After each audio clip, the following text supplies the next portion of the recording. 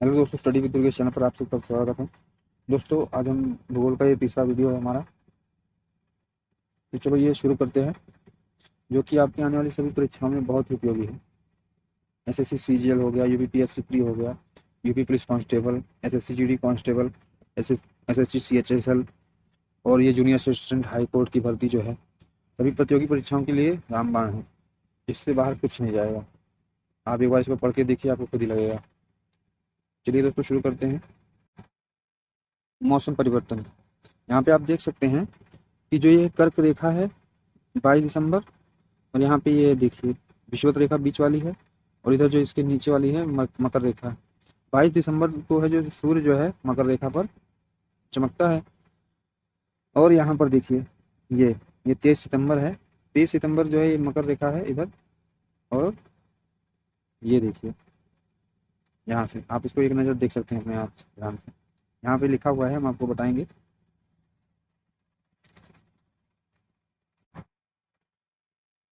21 मार्च को जो है सूर्य की किरणें लंबवत पड़ती हैं विषुवत रेखा पर। इसी के कारण जो है पृथ्वी पर दिन और रात की लंबाई बराबर होती है, यानी दिन और रात बराबर होते हैं। इसी कारण पृथ्वी पर तापमान बराबर रहता है और मौसम भी एक समान रहता है। इसे हम बसंत विषुव कहते हैं, जो कि 21 मार्च को होता है। यानी कोई पूछे बसंत विषुव कब होता है, तो 21 मार्च को। फिर 21 जून को सूर्य की लंबवत किरणें कर्क रेखा पर पड़ती हैं। उत्तरी गोलार्ध पर दिन की लंबाई बढ़ जाती है और उत्तरी गोलार्ध में गर्मी बढ़ जाती है, तथा दक्षिण गोलार्ध में इसके विपरीत होता है। फिर 23 सितंबर यहाँ दोबारा जो है दोनों गोलार्धों को समान तापमान मिलता है, जिसे शरद विषुव कहते हैं। 23 सितंबर को शरद विषुव। 21 जून के सूर्य के बाद जो है सूर्य विषुवत रेखा पर लौटने लगता है। 23 सितंबर के बाद सूर्य दक्षिणायन होने लगता है और 22 दिसंबर आते सूर्य की लंबवत किरणें मकर रेखा पर पड़ने लगती है। परिणामतः दक्षिणी गोलार्ध में दिन की अवधि लंबी होती है और रात छोटी होती है, तथा यहाँ गर्मी पड़ती है, तथा उत्तरी गोलार्ध में इसके विपरीत होता है। 22 दिसंबर के बाद 21 मार्च आते आते सूर्य की लंबवत किरणें विषुवत रेखा पर पड़ती हैं, जहाँ पृथ्वी पर दिन और रात समान होते हैं। ज्वार और भाटा, सूर्य ग्रहण, चंद्र ग्रहण, इनको देख लो। ये पृथ्वी है और ये महासागर इसके चारों तरफ है। ज्वार जो है, अगर दो दो जगह ज्वार आएगा पृथ्वी पर कहीं, तो दो जगह भाटा भी आएगा। ये सामने देखिए, ये जो है आकर्षण शक्ति है चंद्रमा की, और इधर ये पृथ्वी की। पृथ्वी पर ज्वार भाटा महासागर में चंद्रमा और सूर्य का आकर्षण शक्ति के कारण आते हैं, और सूर्य की अपेक्षा चंद्रमा पृथ्वी के अधिक निकट है, तो इसलिए चंद्रमा की आकर्षण शक्ति भी ज़्यादा रहेगी। पृथ्वी से चंद्रमा की दूरी जो है 3,84,000 किलोमीटर है, जबकि सूर्य की पृथ्वी से दूरी 14.98 करोड़ किलोमीटर है। महासागर का वह भाग जो चंद्रमा के निकट होता है, वहाँ ज्वार आता है। धरती के दो भाग पर एक साथ ज्वार आता है, एक चंद्रमा के निकट होने पर, दूसरा उसके विपरीत स्थान पर। यह अपकेंद्रीय बल के कारण होता है। दोनों ज्वार का पार्श्व का जो किनारा है उसे भाटा कहते हैं। एक ही जगह पर 24 घंटे में 2 बार ज्वार व 2 बार भाटा आता है। 6 घंटे के अंतराल पर एक ही जगह पर भाटा आता है, और एक ही स्थल पर जो है ज्वार के बाद 6 घंटे बाद भाटा, 12 घंटे बाद ज्वार और 18 घंटे बाद भाटा आएगा। जब सूर्य, चंद्रमा, पृथ्वी एक सीधी रेखा में आ जाएं, तो पृथ्वी पर दीर्घ ज्वार आता है। ये देखिए, इसी स्थिति में।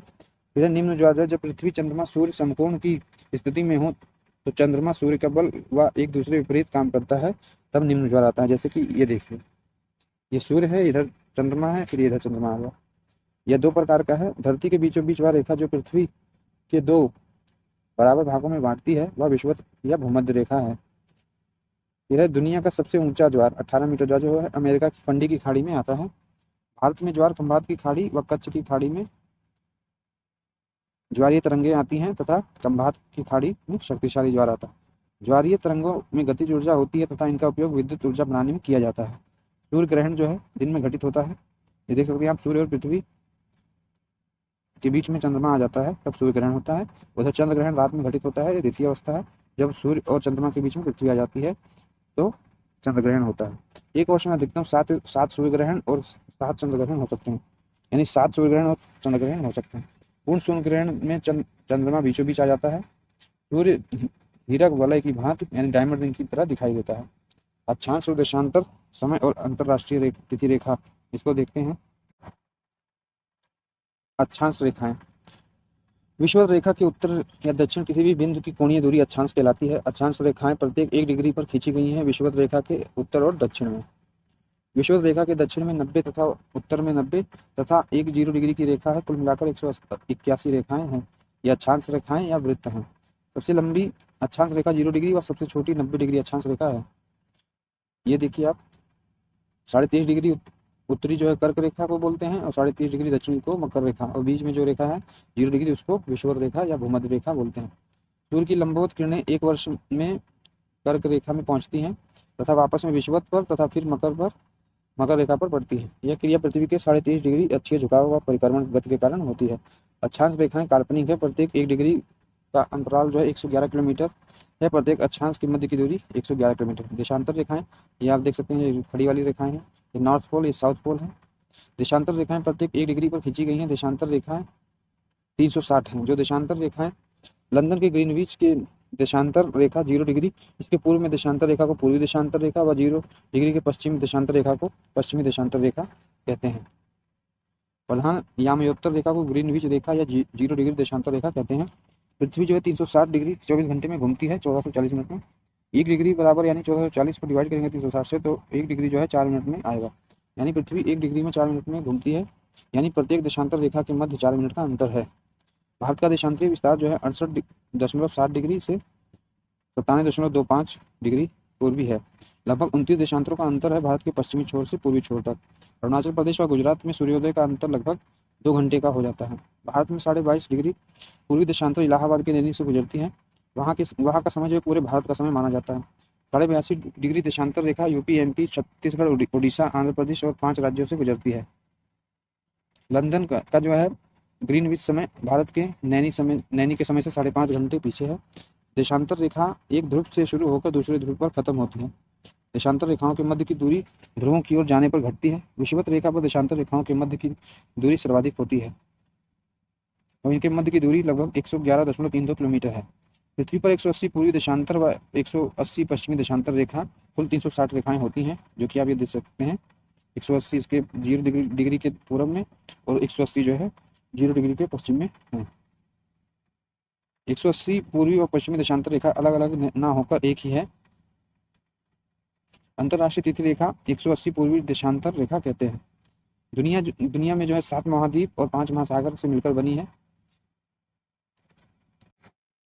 जो इस प्रकार हैं। पहला उत्तरी अमेरिका, दूसरा दक्षिणी अमेरिका, तीसरा यूरोप, चौथा एशिया, 5वां ऑस्ट्रेलिया, 6वां है अफ्रीका और फिर 7वां है अंटार्कटिका। दक्षिणी ध्रुव पर अंटार्कटिका है, उत्तरी ध्रुव पर कोई महाद्वीप नहीं है, जलवासी है। महासागरों के नाम इस प्रकार है: प्रशांत महासागर, अटलांटिक महासागर या अंध महासागर, हिंद महासागर, अंटार्कटिका महासागर और आर्कटिक महासागर। सबसे बड़ा महाद्वीप एशिया है। एशिया व यूरोप एक ही भूखंड है। रूस में एक यूराल पर्वत के समांतर एक लाइन खींची गई है। यूराल पर्वत जहां समाप्त होता है कैस्पियन सागर के बीचों बीच पार करते हुए पश्चिम में काला सागर से भूमध्य सागर तक, यह एशिया व यूरोप की सीमा है। अटलांटिक महासागर से जुड़ा हुआ यूरोप के दक्षिण में जो संकरा सागर है उसे भूमध्य सागर कहते हैं। क्षेत्रफल के आधार पर महाद्वीप: एशिया सबसे बड़ा, फिर उसके बाद अफ्रीका, फिर उत्तरी अमेरिका, फिर दक्षिणी अमेरिका चौथे नंबर पर, अंटार्कटिका 5वें नंबर पर, यूरोप 6वें नंबर पर और ऑस्ट्रेलिया 7वें नंबर पर, यानी ऑस्ट्रेलिया महाद्वीप सबसे छोटा महाद्वीप है। उत्तरी अमेरिका में 3 प्रमुख देश कनाडा, यूएसए, मैक्सिको हैं। दक्षिण अमेरिका में सबसे बड़ा देश ब्राज़ील, इसके बाद अर्जेंटीना। एशिया का सबसे बड़ा देश रूस, चाइना, भारत है। अफ्रीका में सबसे बड़ा देश नाइजीरिया, मिस्र व दक्षिण अफ्रीका है। पश्चिमी ऑस्ट्रेलिया में रेगिस्तान है, खनिज है और इसकी आबादी जो है 80% आबादी पूर्वी तट के साथ ही रहती है। तो दोस्तों, ये रहा हमारा वीडियो। कैसा लगा आपको ये वीडियो कमेंट बॉक्स में जरूर कमेंट करें और वीडियो को लाइक करें, चैनल को सब्सक्राइब करें और वीडियो को शेयर करें। जय हिंद, जय भारत, धन्यवाद।